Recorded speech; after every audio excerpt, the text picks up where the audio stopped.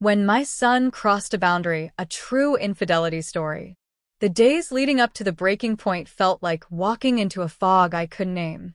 Matthew had returned home in May, just as the flowers were blooming across the yard, and the air was filled with the smell of fresh-cut grass.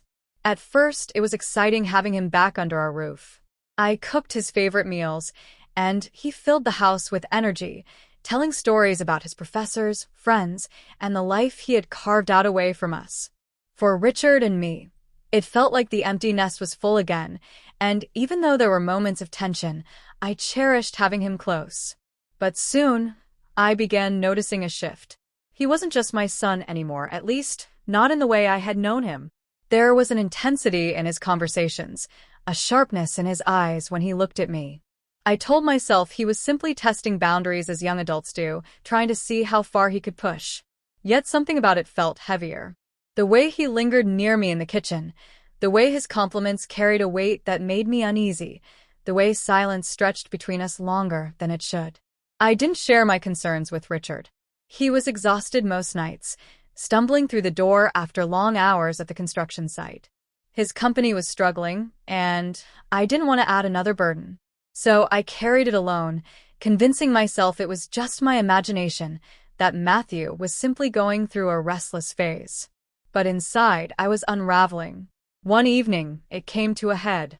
I was sitting on the porch, sipping tea as the sun dipped low behind the trees. The air was heavy with humidity, and cicadas buzzed in the distance. Matthew came out, sat down beside me, and for a moment we were quiet. Then he started speaking about how he felt misunderstood, how he thought his father was distant, and how he always found comfort in me. His words poured out in a way that crossed from gratitude into something that sent shivers down my spine. I froze. My heart hammered against my ribs. I told him firmly, "Matthew, you're my son. There are lines that cannot be crossed. This is not the path we will ever walk." He went silent. The weight of my words hung in the air. I stood up, walked back inside, and closed the screen door, leaving him on the porch in the fading light. My hands were trembling, my throat tight with emotions I couldn't fully name. That night, I barely slept.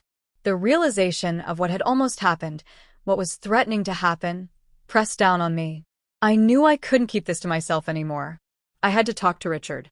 But fear gnawed at me, fear that he would blame me, that he would see me as complicit, that our marriage would crumble under the weight of it.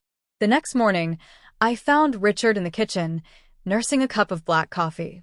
His eyes were tired, his hair disheveled.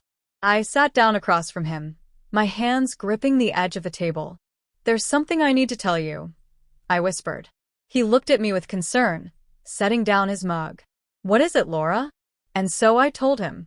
Not every detail, but enough.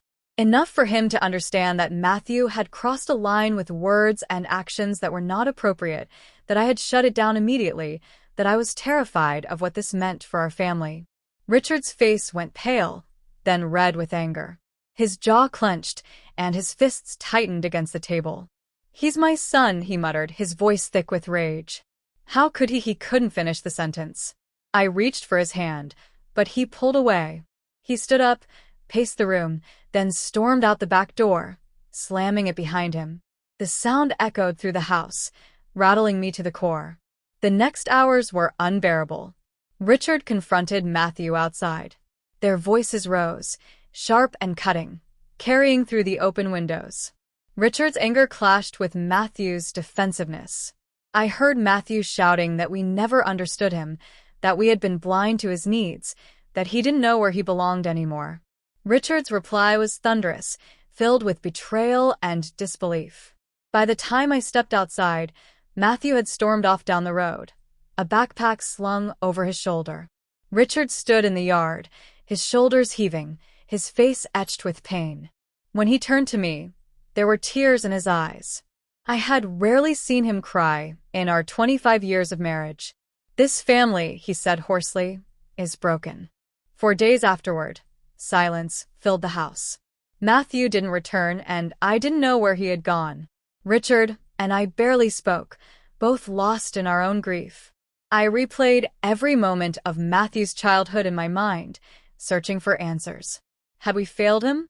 Had my emotional distance from Richard made Matthew feel something he should never have felt?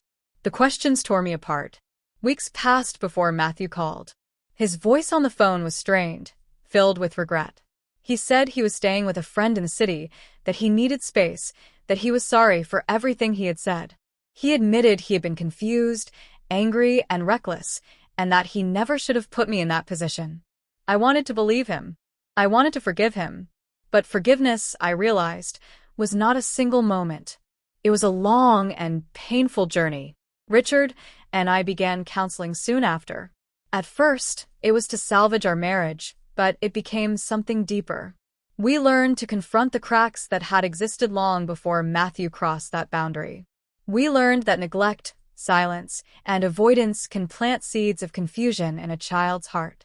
And though Matthew bore responsibility for his actions, we could not ignore the part our strained marriage had played in creating the environment where such confusion grew. It took months for Matthew to return home. When he did, it was with humility. He apologized to both of us, not in a rushed way, but with a sincerity that shook me. He admitted he had been lost, searching for validation, and that his behavior had been wrong. He asked for our forgiveness, not just as parents, but as people he had hurt deeply. Richard struggled to forgive, but with time, he did. We rebuilt slowly, each of us scarred, but still bound by love. The road ahead wasn't smooth, but it was real. Looking back now, years later, I understand that infidelity doesn't always look the way we expect it to. Sometimes, it's not about a marriage torn by an affair between strangers, but about the fragility of boundaries within a family. It's about how silence and neglect can twist love into something unhealthy if left unchecked. My story isn't one I share lightly, but I tell it because families everywhere struggle with hidden fractures. And if by telling this, someone else chooses to face those cracks before they grow too wide, then perhaps our pain can serve a greater purpose. Because healing, I've learned, doesn't come from pretending something didn't happen. It comes from facing the darkest truths, holding each other accountable, and choosing, every day, to walk the long road back to trust.